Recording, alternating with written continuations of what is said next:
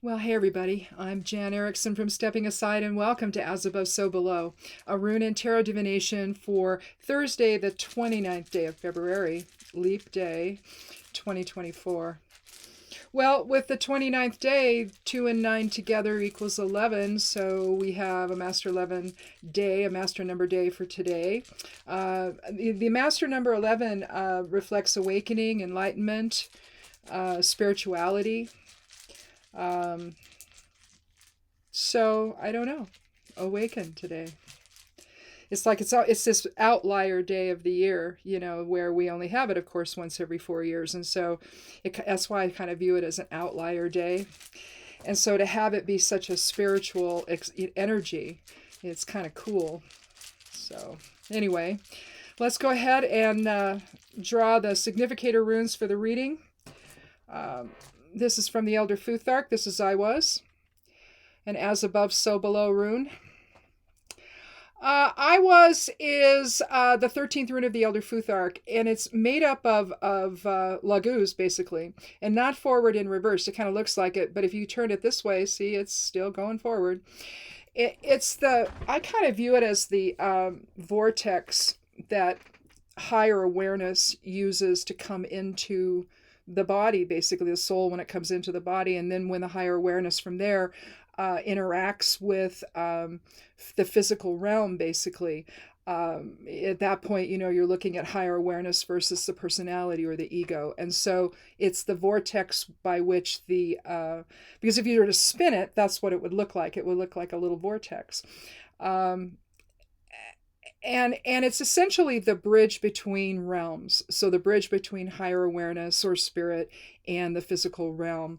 It's about protection. It can be useful in trance work. It's the connection between opposites. So if you don't want to look at it in terms of higher self versus ego, you can look at it more mundanely as the connection between people that you might view as being really opposite from who you are.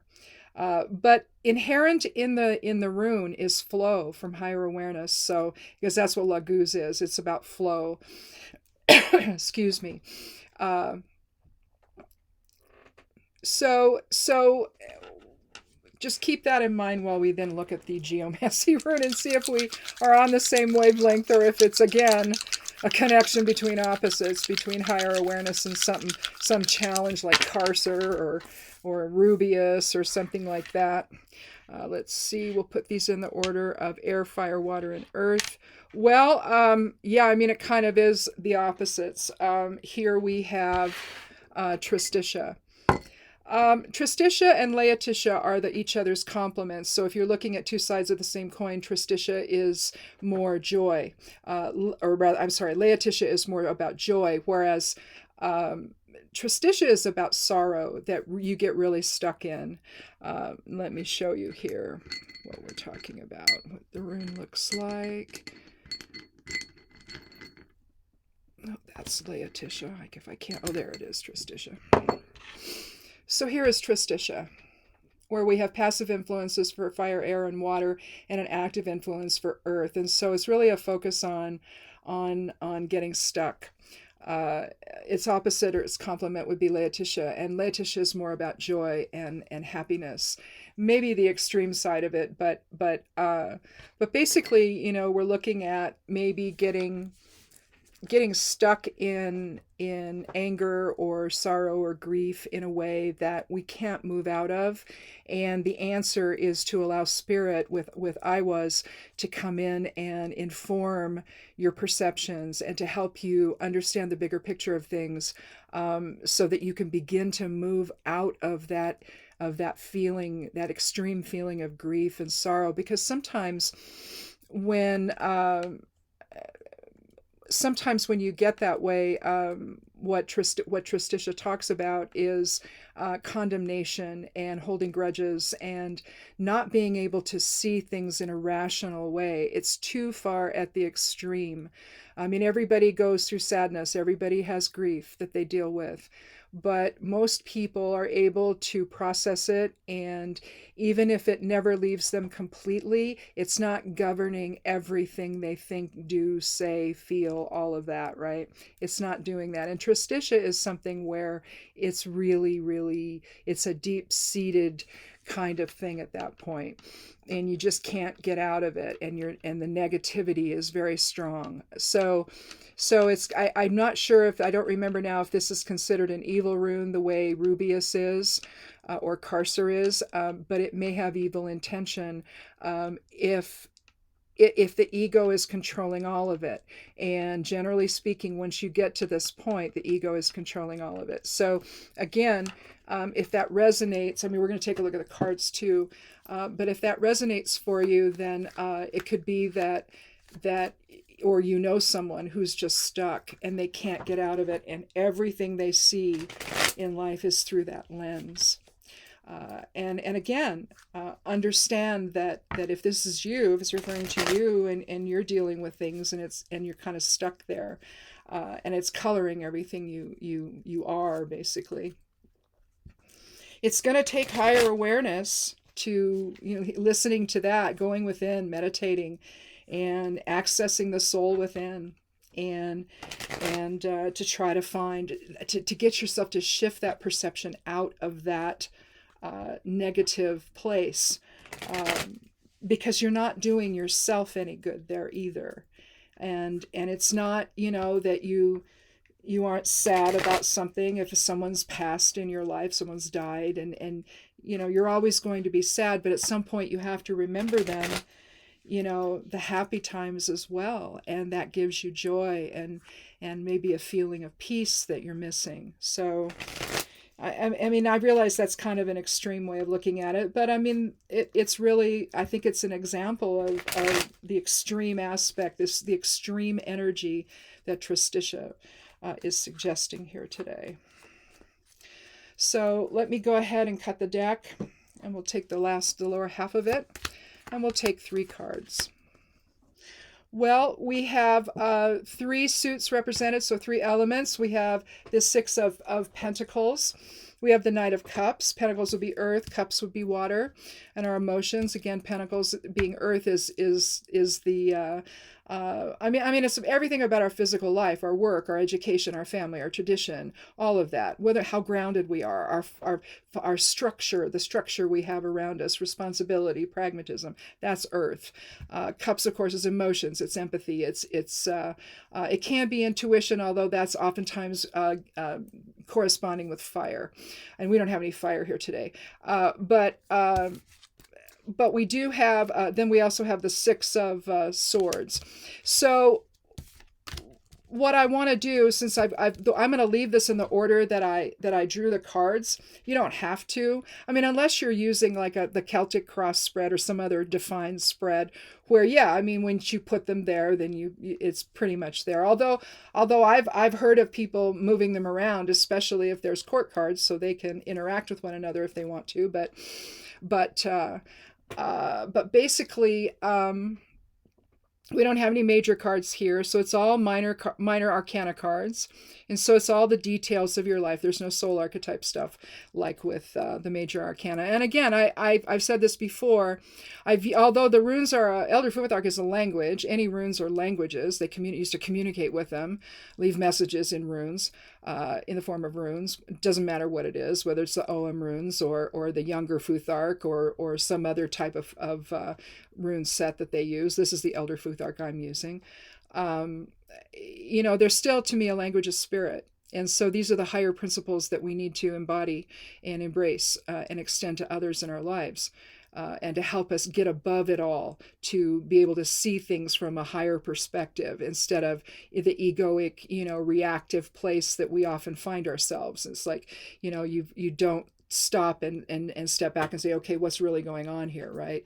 Instead, it's react, and with anger usually the result, so it's not a good place to be in it, and it creates a lack of balance in our lives. And so but in any event, I want to leave the 2 6s on either side of the knight, and I'm just going to read them in order here. Let's start with the 6 of Pentacles here. One thing that you'll note about the 6s is that there is an aspect which may or may not matter, In this card, I believe it does, where you have an unequal sense of things. You have in the Six of Pentacles, you see the coins up above here, but instead of 3 and 3, which would indicate a balance, right? You don't have that. Instead, what's comprising the last one essentially is the scales behind the back. So I hope I'm going to be, in equilibrium or in equity or whatever with people, but I'm not really going to look at it to be sure, right? And so here you have a man of means holding the scale behind him. Now you see an evidence of fire here in his garb, in his red cloak, his pants, his tunic, his hat, and all of that. And then the complement of green, red and green complement one another. You have, so he's a man of means, so he's a man of power. Okay, and so power could correspond then with the fire element, couldn't it? Even though this is the suit of pentacles. And I've said this before, you're going to find the other elements are here. Here you have the yellow and the blue, which is a feminine, it's a water type these complement one, or actually I think orange complements blue. But here you have the blue, you have the yellow, and they're on the ground, all right? So you have the unequal sense here. You have the people in poverty here versus the man of means. And he's offering the man here some coins, in which he'll likely do the same with the other, but we don't know that, right? So there's an inequality throughout this entire card. He's not really helping them.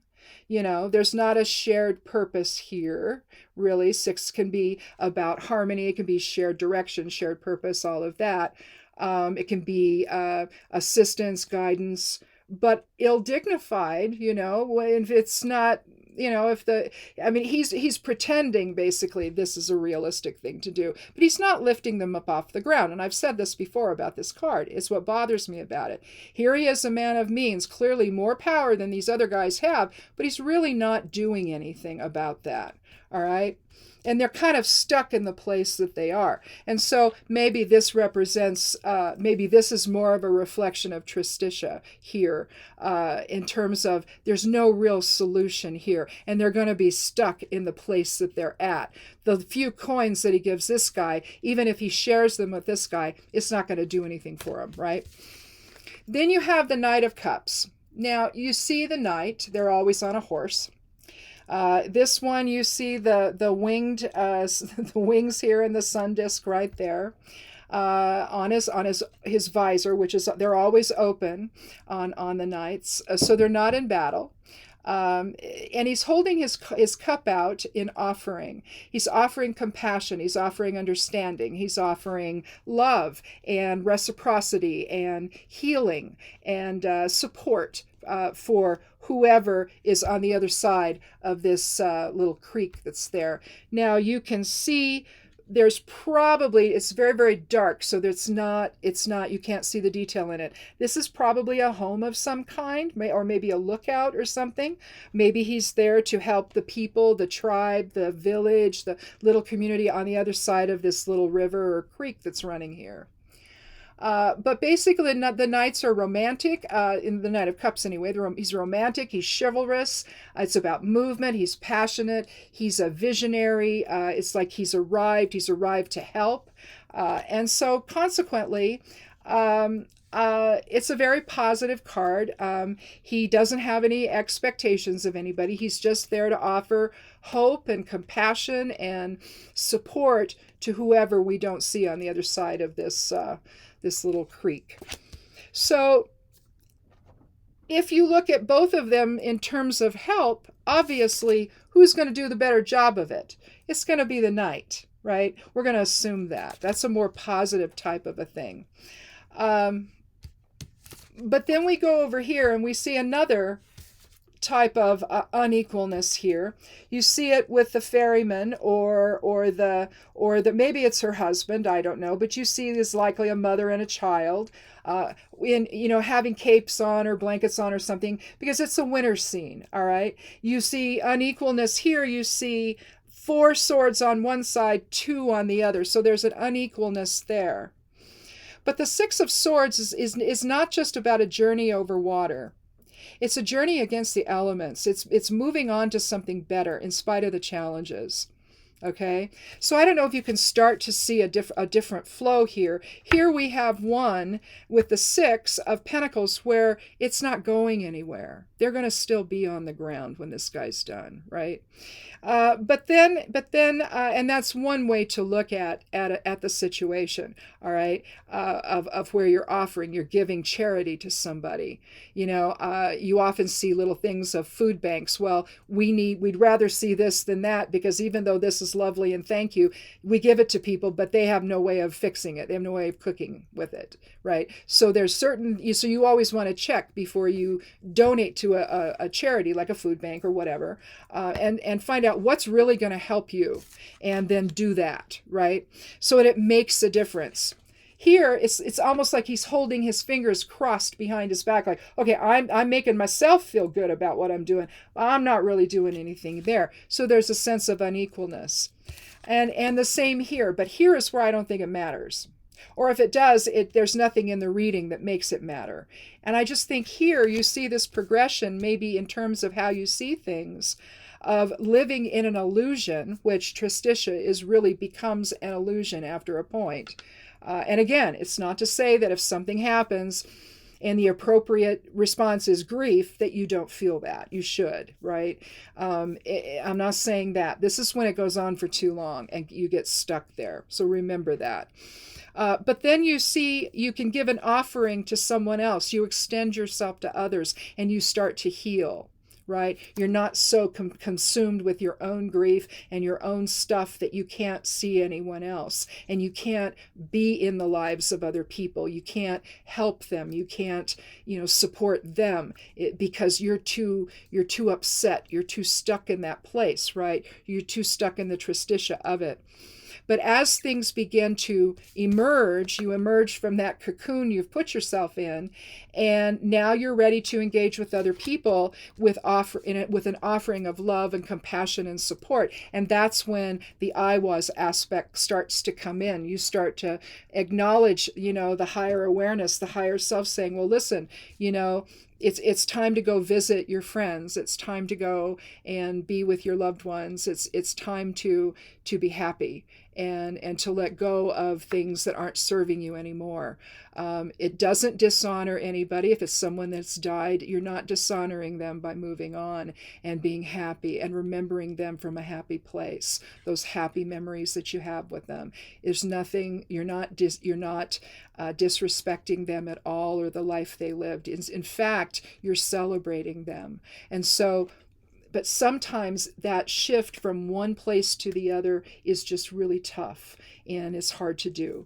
So at that point, once you are willing to do that, maybe you're willing to move on to new ideas and new experiences, irrespective of the challenges, and let's face it, if say you've lost a loved one, a spouse, a partner, and you need to let go of that grief and maybe embrace your life, which might include a new person in your life.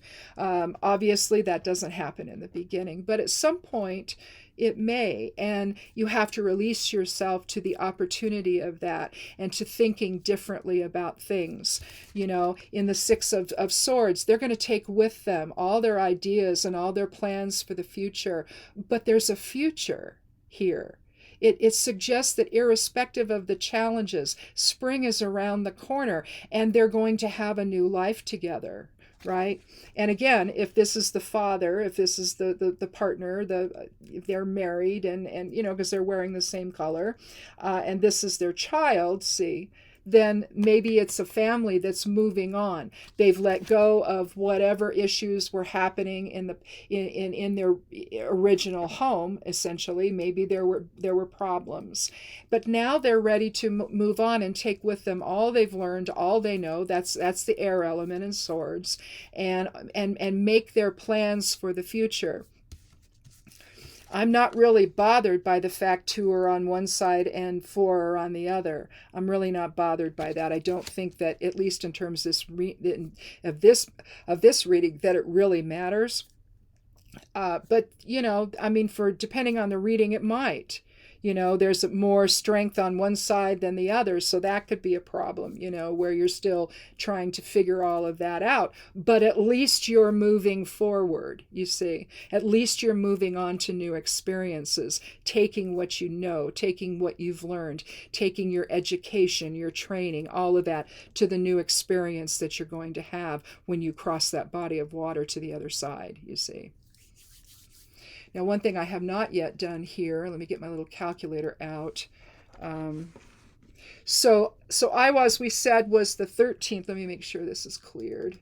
Is the 13th runes, 13 plus 6 plus 6, because there's no, that's 25, so 7. The 7 numerology for the entire reading, let's do that one more time, just to be sure. So we've got 6 and 6 is 12. We'll just say that. Then plus 13 equals 25. All right. So 7 numerology, 2 and 5 is 7. 7 is about observation. It represents the scales in my estimation. Primarily because it looks like this. When I see a 7 written out, this is what I see. I see the place that you hold the scales, and I see 3 on each side of it. So if you were to draw a line, you'd have a scale, right? Well, the thing about the 7 is you want to observe. When you get a 7 numerology, it's suggesting you observe things before reacting. It's letting things settle out so that you understand the whole picture. And again, on this 11 numerology day, this master number of awakening and illumination and enlightenment, you need to wait for that. You not necessarily, you might get that flash of brilliance and know right then, but a lot of the times you just got to stem back and go, okay, what am I looking at? And if it's your life and it's one where you're getting stuck somewhere and you can't really get out of those perceptions, you need to have the ability to step back and look at that rationally, and to be able to get it together and look at it and say, okay, obviously I'm not living anymore. I'm living here. I'm not living in the world. I'm not living my life because my life is stuck right here. And if that's the case, if you're stuck in grief, you're stuck in sorrow, or it's something where you can't let go of something that happened between you and someone else, and it needs to be let go of, you're holding a grudge against somebody, in all likelihood that somebody's already gone on with their life and you're the only one being affected by it. And that's another way of seeing Tristitia here. And so it's time to look at the inequities of your own life. And the inequities would be, I can't move out of this feeling that I have. I can't let this go. And the situation that you can't let go is no longer happening. And maybe hasn't been happening in years. And so it creates an inequity and an imbalance, if you will, in your own life. And so in order to let go of that, you need to start showing first compassion for yourself. And with the Knight of Cups, it's not just about what's across that river, but it's about possessing that within and embracing that within. The love for self, the love of, I need to be happy.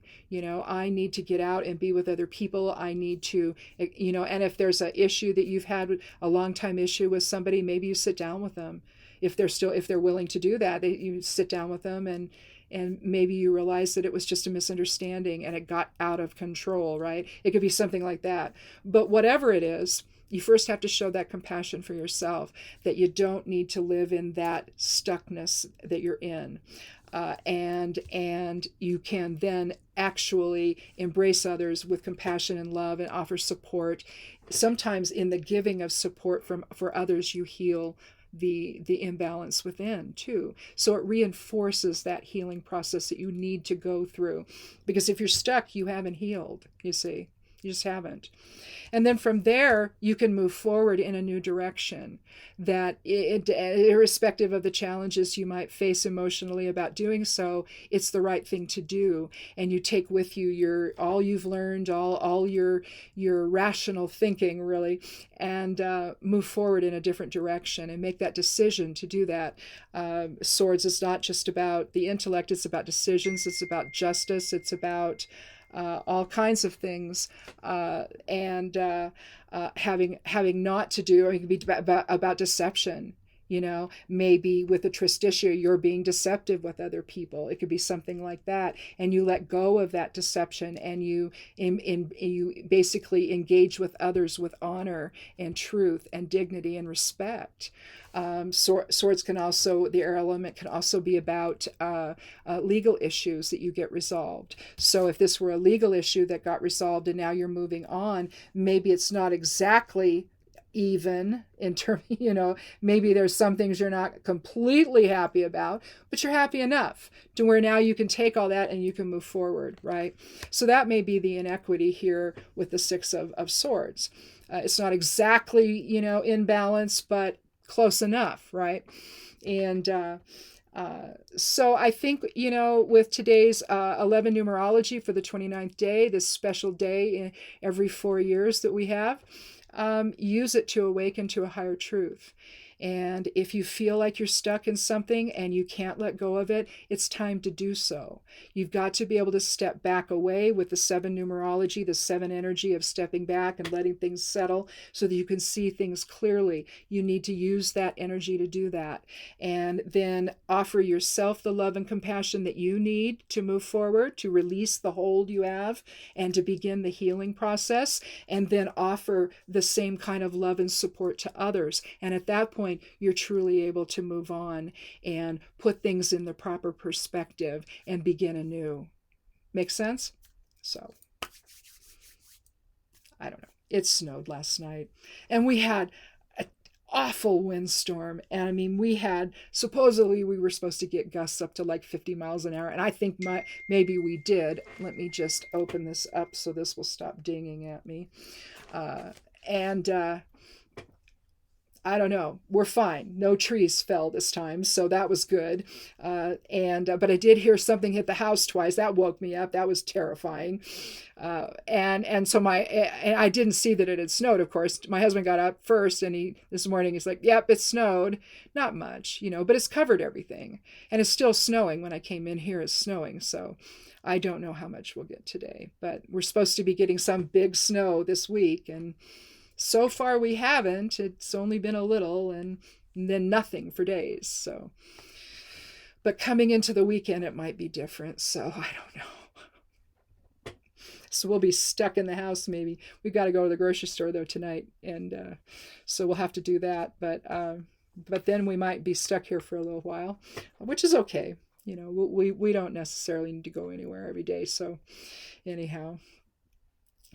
So that's our stuckness for right now, is the winter and the snow and how that impacts us getting around. The chickens are not happy. We'll just say that. They aren't happy at all. Poor things. They huddle underneath. There's a tarp over by where they come out of their house. And so they'll hide under there and stay out of the snow. They'll come out a little bit, but they don't like it. So anyway, but they need to come outside. Chickens can actually take, cold weather. We think, oh, they're so delicate. They're not. They're really not. They're prehistoric. They're not delicate at all. So, I mean, there's a point, but they can be out, below freezing, and they're fine. No, I wouldn't leave them out all night though, but still. So that's what's going on in my life for the weekend, for the next few days. They're starting to lay. I have a total of 12 eggs. Well, 13 if you count the one that got pecked. But that's all I have so far since they've started laying again. So I have a dozen eggs, basically. That's it. Hopefully this next month that'll start to really get going, and I have a friend that comes in and collects the eggs from us, and she buys them and she sells them. Well, she collects the money, and just so I can make my feed money back a little bit. Feed's expensive. It really is. So anyway, but I think we still have over 20 chickens. So we can't, just 2 people can't consume 20 eggs a day. It just doesn't happen. So anyway. Stay warm, stay dry, stay well, and come back again on Monday for another edition of As Above, So Below. Thank you so much for coming by. Click subscribe if you haven't. I'd love you to do that, and give it a like if you liked it. And come back again on Monday and for another edition of As Above, So Below. Be good to yourself, be good to one another, and blessed be.